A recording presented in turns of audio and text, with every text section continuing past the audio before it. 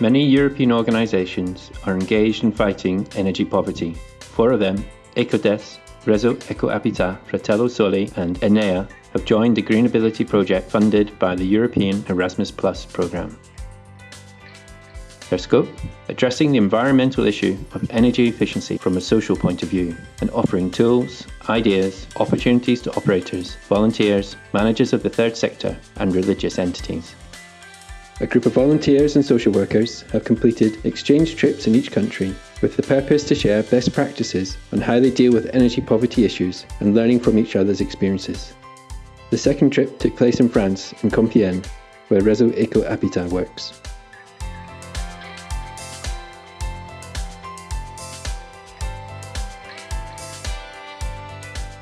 Le cœur de notre action, c'est d'aider les familles. Aider des familles qui sont en situation de précarité énergétique. Ce sont des familles qui sont pauvres, qui sont dans des habitats insalubres et indignes. Et le cœur de notre action, c'est d'aider ces familles à sortir durablement de cette situation. Energy poverty is a socio-economic problem affecting over 50 million households in the European Union. These vulnerable people are helped by organisations and associations which provide services like care homes, homeless shelters, soup kitchens and daycare centres. Comment nous travaillons avec les familles? Grâce aux volontaires, grâce aux bénévoles que nous appelons les tiers de confiance. Ce sont eux qui établissent les confiances avec les familles dès le départ. Quand on est tiers de confiance, chaque famille, c'est une histoire particulière. C'est souvent des histoires lourdes. Un monsieur qui a eu plusieurs AVC et qui se retrouve handicapé et que l'on veut maintenir à la maison parce qu'il ne s'imagine pas quitter ses chiens, par exemple.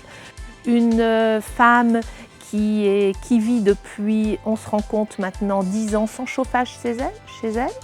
Donc voilà, on se dit, on va essayer de lui améliorer peut-être les 15 années ou 20 années qui lui restent à vivre. Chaque histoire, on se dit, on est complètement investi parce que c'est des histoires lourdes et en tant que bénévole, quelquefois c'est difficile le soir de les oublier. On emporte un petit peu de leur histoire avec nous. Il y a un fort impact quand même psychologique, mais qui est aussi notre carburant.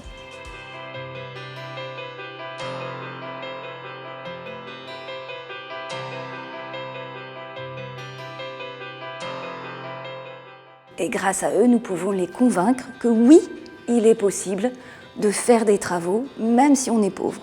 Grâce aux bénévoles et grâce à mes collègues de Réseau Ecohabitat, nous allons chercher des financements, chercher des artisans et faire ces gros travaux de rénovation lourdes.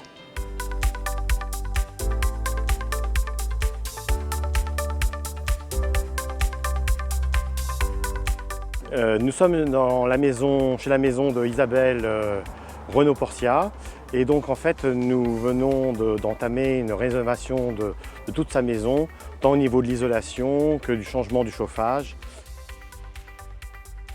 Il y avait tellement de choses à faire chez moi que je me demandais, ce sera peut-être pas possible, ça va revenir trop cher et puis ça va pas aboutir à quoi que ce soit. La porte, l'air passait, c'était pas isolé, les murs pas mal délabrés quand même, presque pas d'isolation. C'est sûr qu'après, la maison mieux isolée, on se projette un petit peu mieux, Je pense que Camille se sentira mieux aussi maintenant. Oui. Elle aura sa chambre, je pense qu'elle se sentira mieux maintenant, elle trouvera enfin sa place.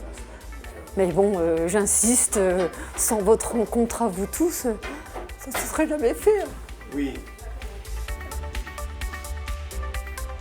Au départ, c'était pas simple parce que Isabelle ne voulait même pas qu'on rentre chez elle tellement elle avait honte de montrer sa maison. Et aujourd'hui, elle retrouve le sourire. Par rapport au fait que les travaux qui ont commencé va lui changer vraiment sa vie et bien sûr lui faire baisser ses factures d'énergie.